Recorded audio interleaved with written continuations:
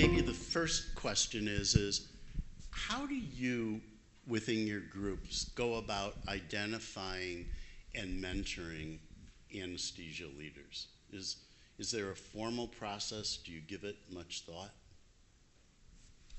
Well, I'll get started with a recent example. So, been working on a very large department transition private group to an employed model. And within that, when I sat down with the chief medical officer, one of his first questions he asked me was like, who do you choose as a leader? When do you hire a leader? You know, how do you identify these leaders?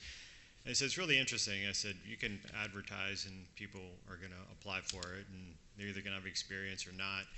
I said, but you know, especially in this situation with a department transition, I would rather get people on the ground and kind of look at them and watch them work and see who people gravitate towards. Actually, you know, you see those characteristics in the people as opposed to somebody just applying for the position, you know, online or something. I said, I typically, when I'm looking for a leader, the last person I'm going to look at is the first person to apply for the job, because there's a lot of people out there looking for titles, and maybe they have the experience, maybe they don't.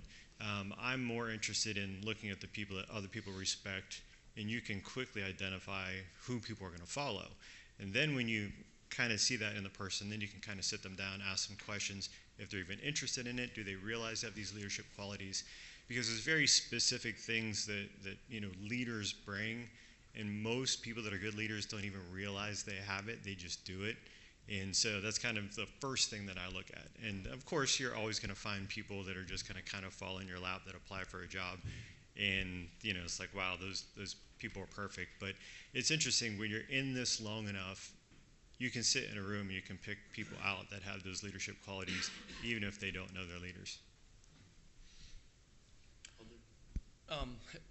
Joe's, mine on? Yep. Joe's right on as far as identifying those people within your own practice that people gravitate to.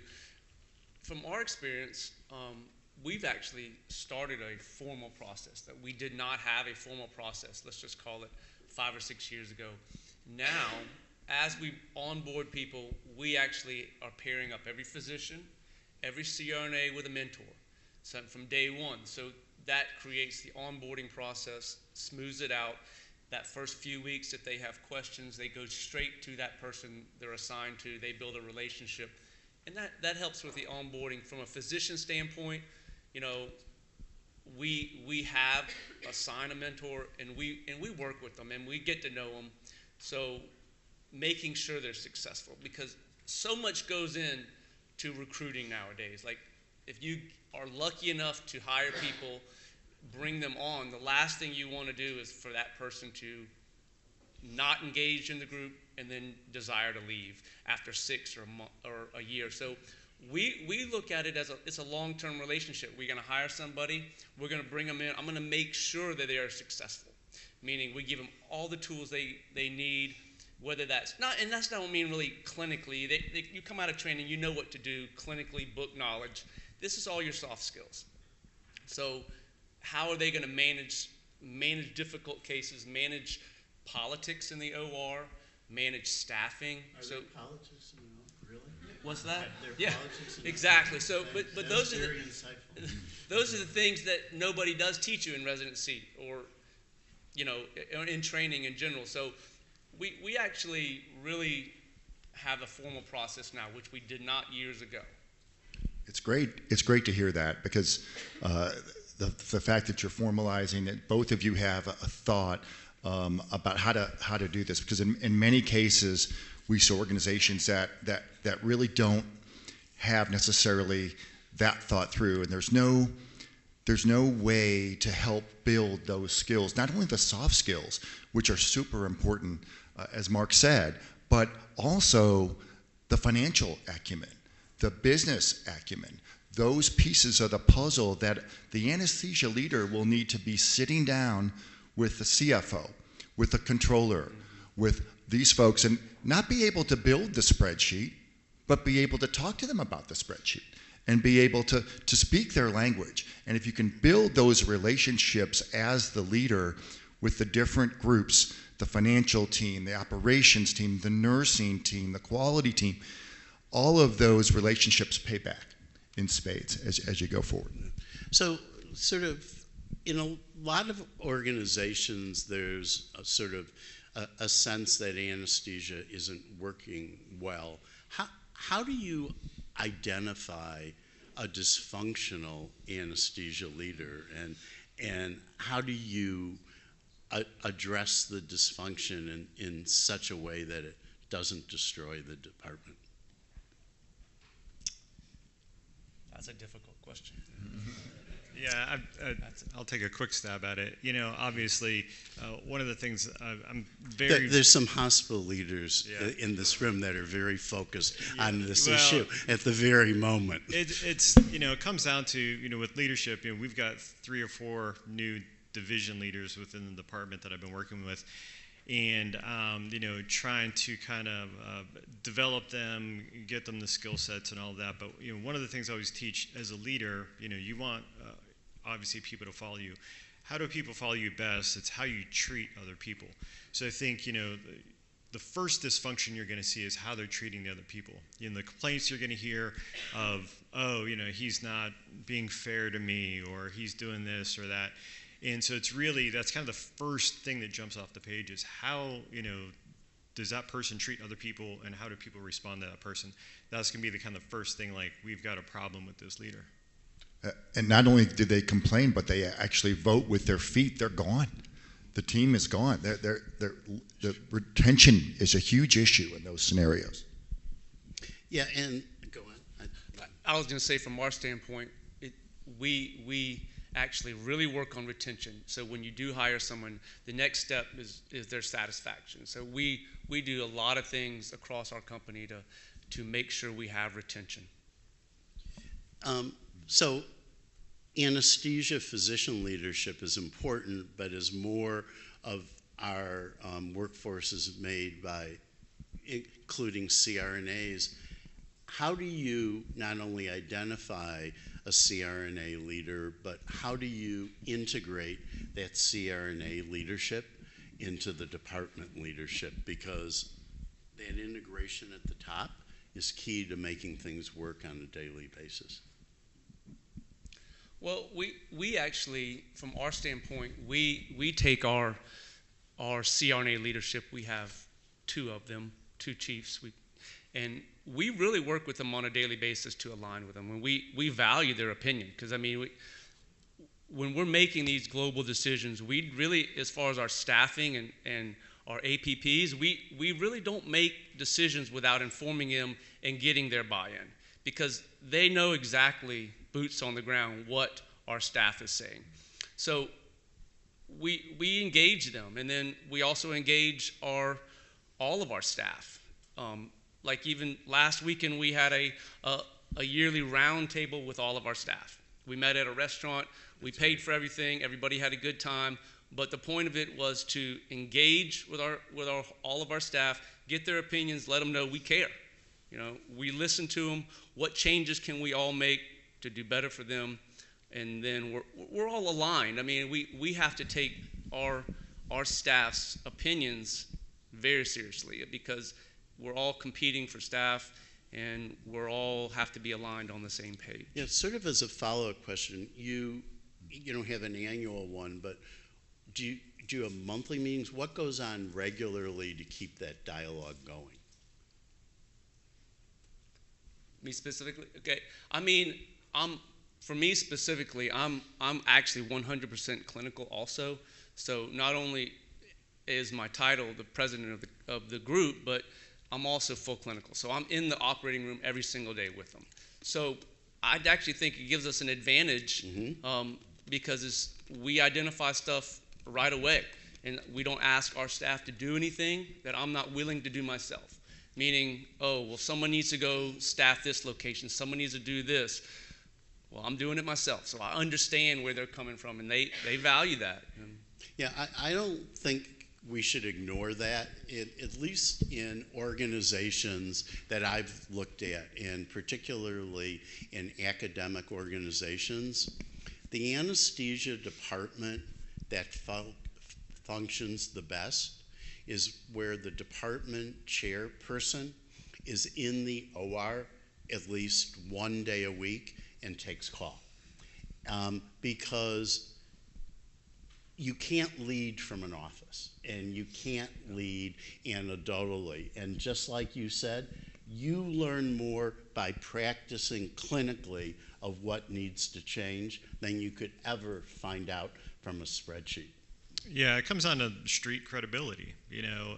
It's really difficult to manage people without putting your self in their place. Just like Mark said, the best way to manage people, the best way to get a feel for how the department's functioning is to be amongst the team and actually do the work.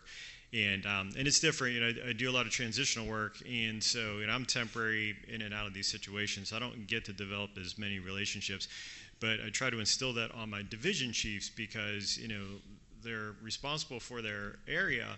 But I'm like, don't, on your days off when you're doing your arts time, your admin time, still make yourself known. Don't just disappear. So that way people know you're around. You're always available to them. So you have to be present. Physical presence around your team is important. I just add a lot of the models that we've seen have a heavy clinical component. Maybe not 100%. That's tough to pull off. But a heavy clinical component, but also some protected time for leadership, administration, sometimes research. All those things can be part of that puzzle too. Yeah, I'm going to ask a question, and then we'll sort of open it up to the audience to try to be more responsive to your needs. But how do you think the training of anesthesia providers needs to change or be modified so that we're developing anesthesia leaders and exposing them to leadership theories and examples as part of their training? What needs to change?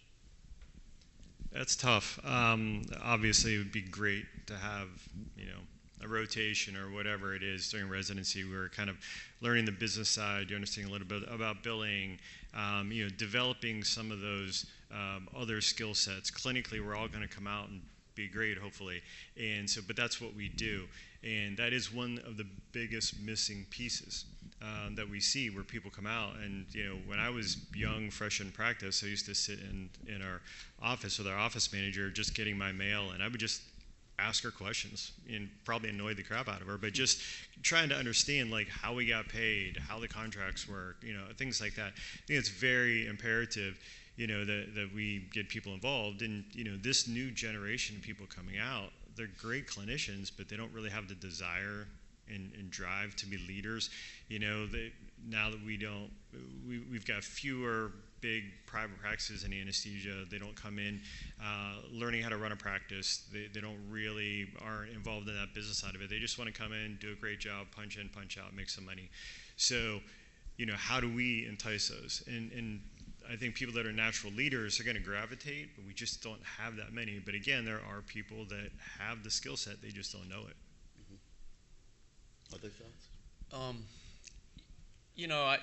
I think that as far as in residency, it's tough to say there needs to be dedicated time to learn that stuff. I mean, you only have so much time in residency or your training. A lot of it's just real world. You just have to have the desire to want to learn it. So when we get people in, for us, a new grad, we have to spend time with teaching them how to navigate that. It's probably some of the most predictor of your success as a career might hinge more on that than it is if you just know the book knowledge. I mean, that might be just as heavy as far as being successful as a clinician.